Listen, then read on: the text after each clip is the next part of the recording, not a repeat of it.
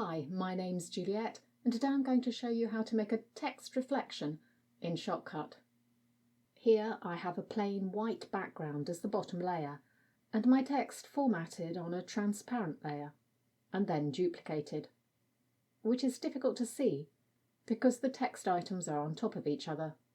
In order to get a reflection, first I need to add a filter to the bottom text layer, and that filter is Flip.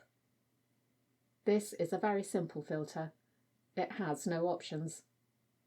As you can see, the text has appeared reflected. First things first, I want the two to be much closer.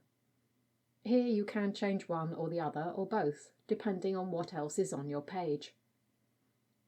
Remember that you need to keep them aligned, so this is probably better done by changing the numbers in the text simple panel.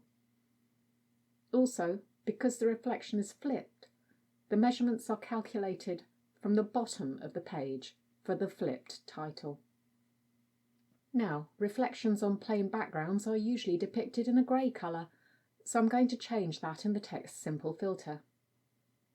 Obviously that colour's a bit too solid, so I'm now going to add an opacity filter and bring it down a bit.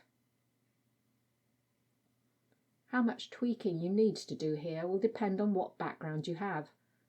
You might even want to make the shadow another colour entirely. And there you have it, a simple reflected text effect. If you want to change the angle of the text, you can do that with the size, position and rotate filter. But do this before you duplicate and flip the text, so that it takes on the opposite angle. Otherwise you'll need to put in exactly the same measurements for rotation, or possibly need to move the reflection to a completely different place. If you do try this manually, remember everything is upside down and back to front, and not easy to do. Thanks for watching, and if you've subscribed, I'll see you again next time.